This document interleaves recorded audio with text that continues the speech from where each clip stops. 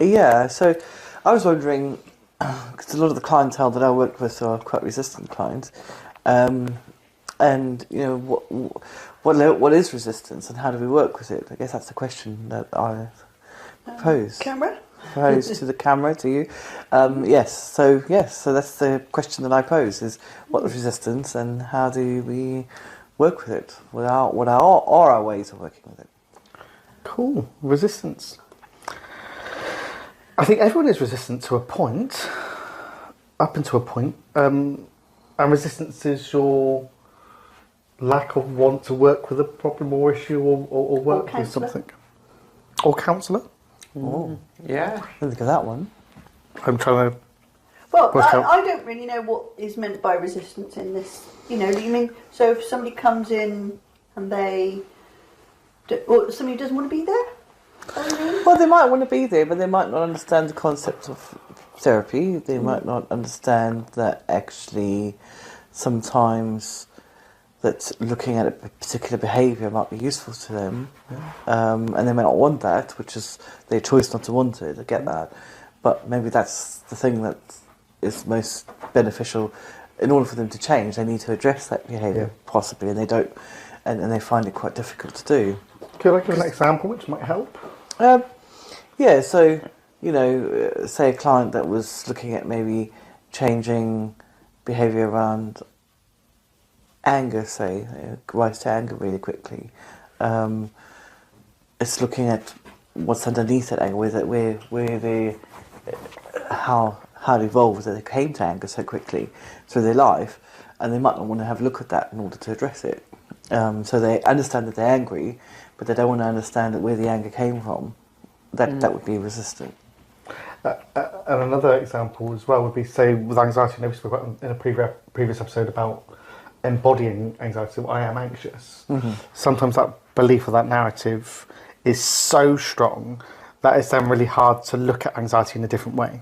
So that would then be resistant because my narrative is so powerful to me that by looking in this new way, I'd have to let go of some narrative. Ooh. So then there would be, although there's an awareness, there'd be a resistance. To myself. Yeah. So that's to take responsibility. Yeah, ownership. Would you say? Yeah. Because owning, that's how I am. That I'm perpetuating it. Yeah. So when I say owning my part in this. Absolutely, yeah. Because that can be quite a big thing for a client to have to come to terms with. And I imagine, as you said before about the head and the heart and the brain, in the previous episode. It's like a sign language, isn't it? Yeah. Head, heart, brain. The brain. Just that head and heart conflict, it could be resistance. Your emotions and things could be telling you one thing, your logic would tell you something very different, and there could be resistance in there. A client sometimes might come and say, "Oh, my husband or my wife, they are, they make me do these things," and there's that bit there again, Paul, about not wanting to own their part in it because they are agreeing to do those things, which is one part in it, perhaps. So I guess that's my take on it. Is that we work with different kinds of resistance, and I'm wondering, how do people? I mean, I know I work with it, but how do you guys work with it? How do you guys look at it? Do you look at it?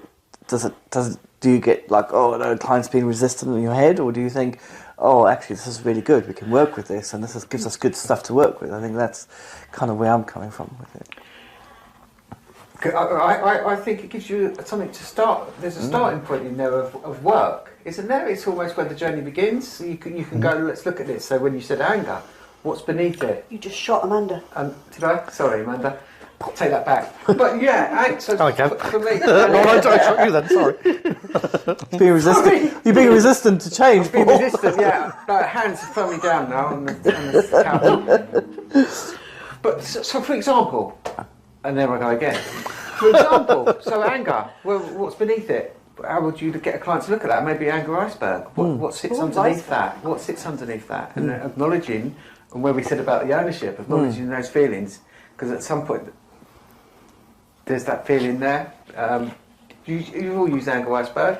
Do you know what I mean? Yeah, I've seen Absolutely. it on Instagram. I don't use it per se, but anger is a really good topic, isn't it, in itself, to explore. That's a good point. Sometimes.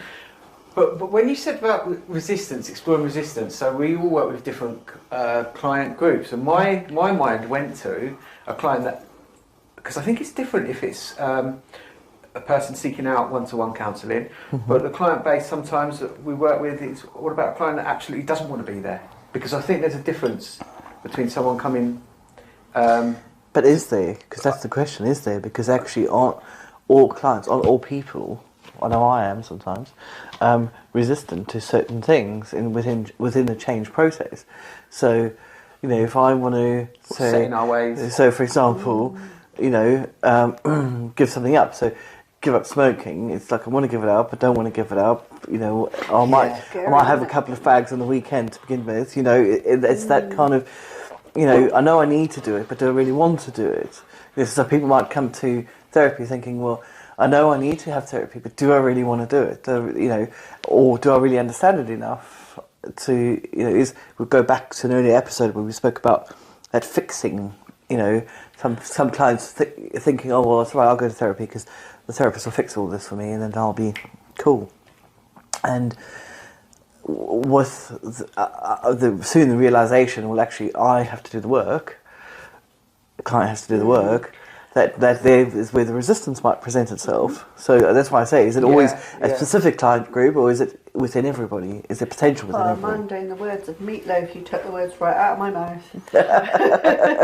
Because actually I've explored this a fair amount, but I don't know if it's the same context of the ideas you've got in your mind. But it's often about a misunderstanding, misconception by the client of what our job is. So I'm sat here and you're going to fix me, like you said, I think is underneath a lot of resistance, especially with young people as well. So they don't get, especially if young people have had experience of counselling before and it's not been confidential because everybody talks about them, they just think, well, what's the point in me talking here, because this isn't probably a safe space for me as well.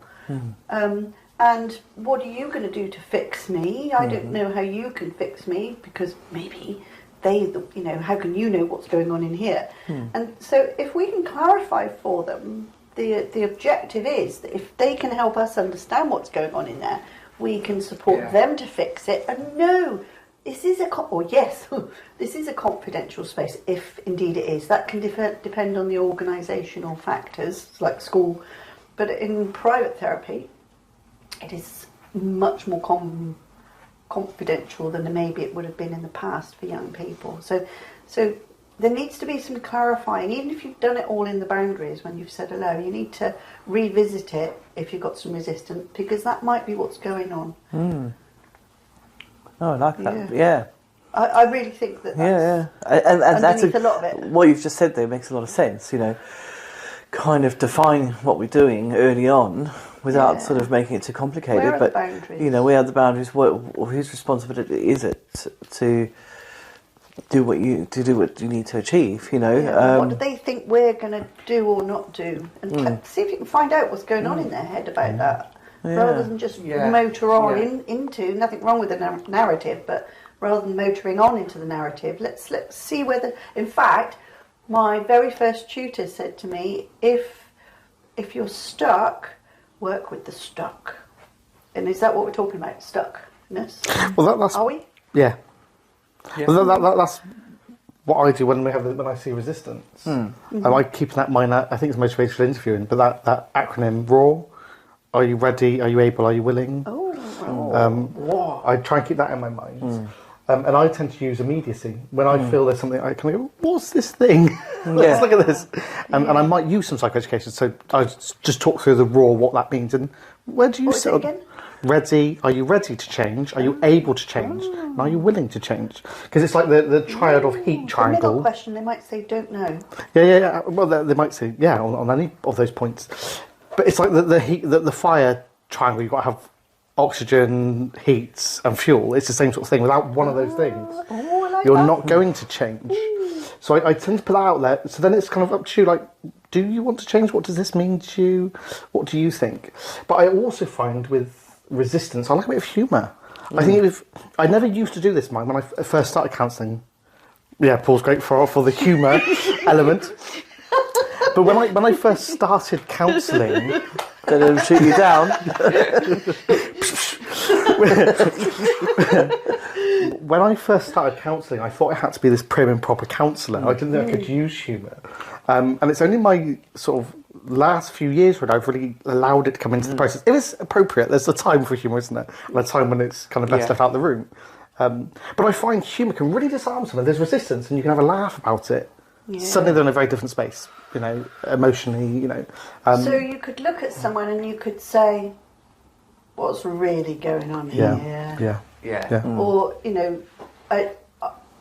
am I meant to be a social worker here or something? Well, that's not really humour, but Well, you're Superman, wherever your Superman is, you use it lovely. Amanda's in charge of all the I'm in charge. I'm going to let you explain Superman, but that is a Superman perfect... coming through. Yeah. You could use that with a client. Do you think I'm Superman? But that's a wonderful bit of humour which breaks that resistance of like, oh, I'm going to come and save you, or actually, I'm not going to come and save you, I'm not Superman. Well, actually, and self-disclosure and honesty there. Yeah. So I have him here all the time, and if I find myself rescuing, I'll say, I think I might be rescuing a bit, and I'll reach for him. Yeah. And so I'll own it. And then I might say, look, it's not my job to rescue you as such as a counsellor, but actually it doesn't happen with everybody, so maybe there's something going on in the room with you and me, that immediacy, that's actually pulling that out of me. And it's often when someone is actually inviting to be rescued, which is the sort of other dynamic with counselling. It's not meant to be that way round. It's meant to be me helping you rescue you. So yes, just holding him is really helpful. Thank you for bringing him in. And there's a perfect example of humour Coming in to address the resistance or address that wanting to be rescued. Yes, and focusing on a thing which gives them a little sort of break, especially if it's a teenager, from feeling scrutinised. And that is that mind shift thing, because it's not expected, there's a bit of humour, you're now talking about a thing, and suddenly you've broke through that wall a little bit. Yep. I love it. No, I think it's fantastic. That's how I work with resistance. Great question. That was a good question. I guess that's the end. Lance, do you want to do the subscribe and like and love us? And Well, I will, if I can remember how, because that's the other... My memory's a bit shoddy. But So, so if you like what we've spoken about today or want to know about anything else, subscribe to our website and or the channel website, maybe both, I don't know. Subscribe to one of them and ask us a few questions. Thanks, bye. I'm sorry, we've got to keep all these because they're brilliant. This is cold and cold. I love it. So that definitely wasn't. How did it go? Because I need to learn it as well. Well, the thing, I don't think we do need to learn it, right? Because hit a like. So many people do that, and it's cringeworthy. I know. Smash the like button. It's cringeworthy. That is hilarious because it's real, isn't it? It's like, what are we doing, gang? Like, share, hit the like, subscribe, and put your questions down below. And it, yeah. But You I mean, can shoot them while you're telling them that as well. I shoot the like. We do need some sound effects on the. Maybe not the first one, but when we point it out, that'll be quite funny.